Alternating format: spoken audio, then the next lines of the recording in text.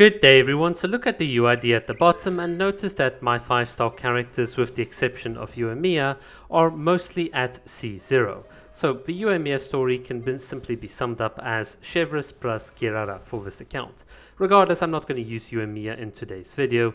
What I am going to do is show you that I've not completed the Triumphant Frenzy, but I've seen so many people on social media coming out and saying that this is so incredibly difficult and that they cannot do it. And it's just like, why are you complaining? Even with these badly built trial characters, this event is really, really easy. Now, I know that if I used my other account, my C6 account, everyone would be like, oh, you've lost all credibility, we don't care. So let's do this with C0 units and let me show you how to actually play. And you can't say there is some sort of disadvantage or anything. I did check. Everyone gets the same characters, you get the same choices when you start.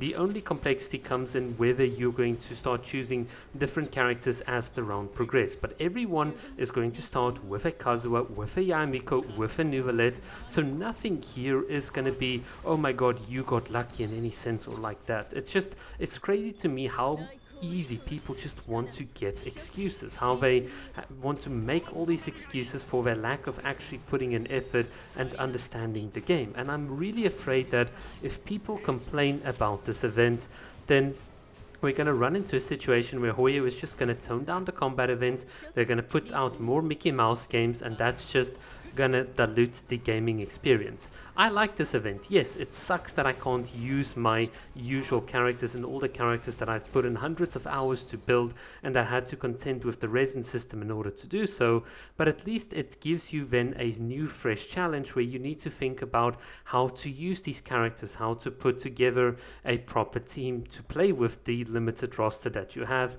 taking into account that you can't use the same character over and over. There is a bit of fun here, and I think this event should honestly be a proper learning experience for casual players to learn how the game works, how the different team dynamics works, how you can swirl and so on. So if you play this event and you don't have the proper characters, or you don't understand, for instance, why I used my Yamiko burst right there at the end, exactly right before it like expires, playing Yai optimally, playing the team optimally, positioning carefully and all of these things, then take the time to review this video, understand why the decisions that are being made, and hopefully you'll learn a couple of things. Now, admittedly, as you can see in the background, I'm not playing perfectly because I just got home from the office, and this means that after literally 9 hours of sitting and programming and being in meetings, I am tired. I need to make food, I need to shower and all of these sorts of things, so I am not at my peak. But you'll notice as the video goes on that I slowly start warming up. And by the way, just so you can make 100% sure I'm running the C0 Constellations, I showed it there on screen, just so we 100% sure I'm not just editing this to make myself look more skillful than I am. So yeah, I am really disappointed that the majority of Genshin players find this event so difficult. Now, for those of you watching this video, you might be like, well, I didn't struggle. And yeah, I can understand why you didn't struggle, because if you're the type of person to watch my channel, you typically are a long-term Genshin Impact player.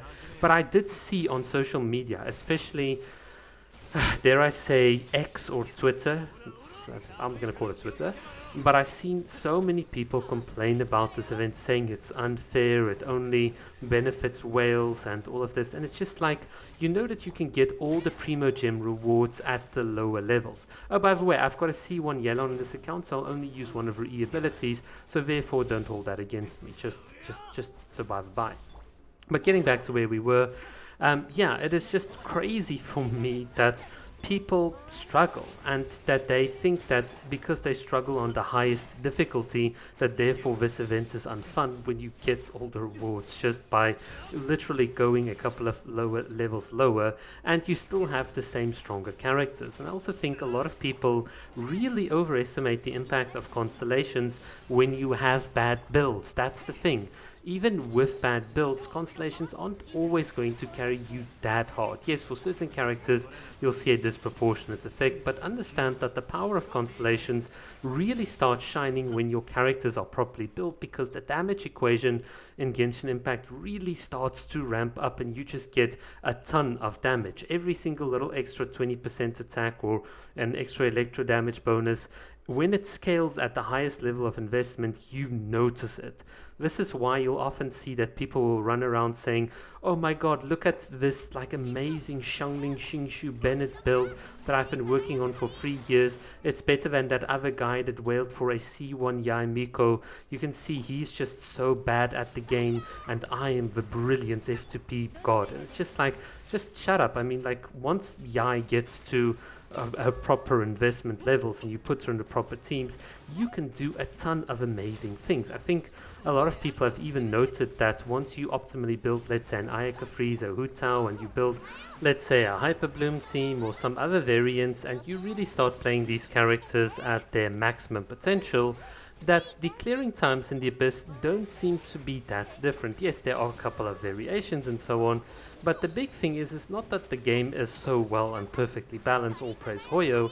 It is just the fact that if you have a boss with a million HP and your team and the majority of teams take about 10 to 12 seconds to get their damage on the field, and you can do a million damage in 10 to 12 seconds, then a lot of the teams are gonna honestly clear at the same time. And this is even true for people that are running, let's say, a couple of whaled out characters, or like characters with multiple constellations.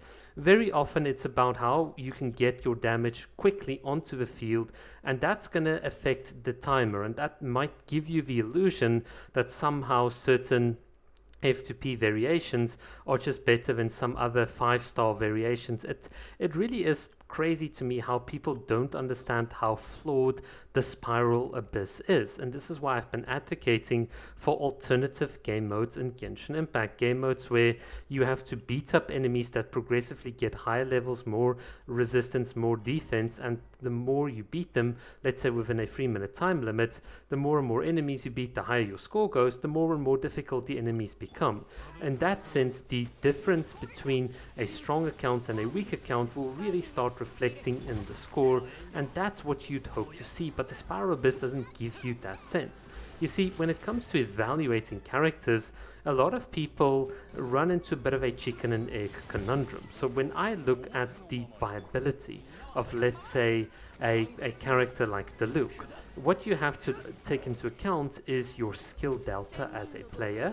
You have to look at how effective the character can be, and that gives you the value. So the effectiveness is really a function of like your builds, how you use your different teams. And the skill delta is how you execute, and the combination of these two really then give you a sense of how much the look actually does for a given set of content. Now this is very difficult because to get how effective he is and to build up your skill delta to determine the correct value for the character, it's going to take a bit of time. There's a bit of a bootstrapping process. So this is why, just so since we're now talking on the subject, why a lot of people don't understand or how to properly like evaluate characters when they come out.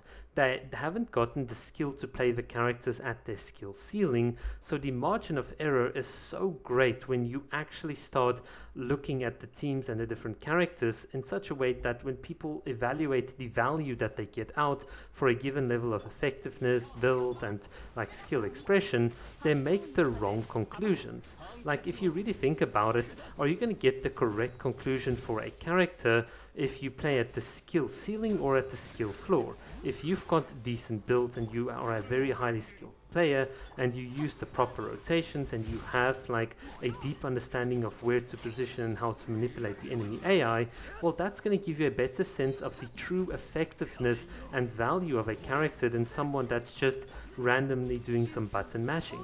And this is also a function of the different types of characters and playstyles we have in the game.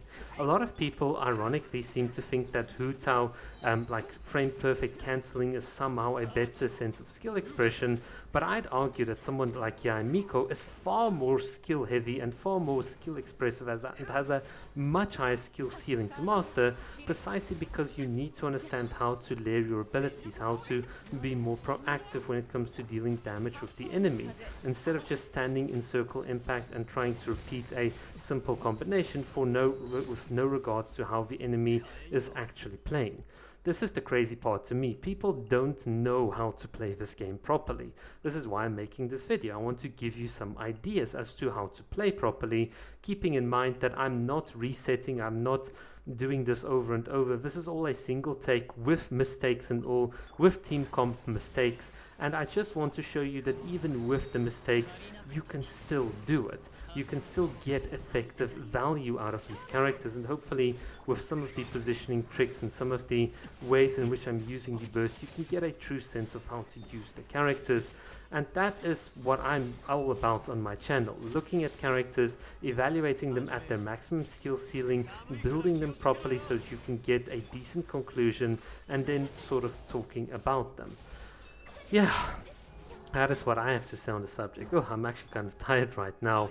Sorry if this video is a bit ranty and all over, but I am just so mad. I just get so mad when people just devalue the efforts of other people by telling them that, you know, because they've spent money or that they've got strong accounts, that their opinions don't matter, or that they don't know things like, if you, like Swirl here with Kazuha, you trigger superconduct, and look at that, we've already taken down quite a significant chunk of the enemy's HP and like cryo bars, so this means that we can beat the floor pretty quickly. You see, it's stuff like that which I want to tell people, hey, this is how you should position and think, but a lot of what comes natural to me after hours of playing, and probably to you watching this, it's just you can see that a lot of this is lost on the casual Genshin Impact audience, and yet those people that play at the skill floor are the ones giving critical feedback as to what the direction and the future of the game should be.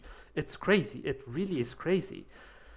It's just, yeah, I mean, that is what we sit with. Everyone has an equal voice because we're all special players. It's like, no, you must distinguish between the different players, the different good players. And I'm even happy if someone tells me, hey, you're not good enough to have an opinion. The devs won't listen to your opinion because your gameplay sucks. I'm even happy to accept that, provided someone tells me that they do take into account the opinions of truly skilled players. That would make me happy.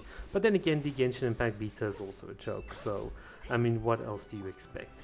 Alright guys, that's it for this video. Hopefully you've seen me now using C0 characters, beating up this event in pro mode with more than enough time on the clock, even making mistakes and not doing all the things correctly, not beating the enemy as fast as some other YouTubers. I really don't care. It's been a long day, but certainly if there's one thing I'm going to stand up for, is the bit of integrity that there is left in the game. Alright, that's it from my side. Thanks for watching.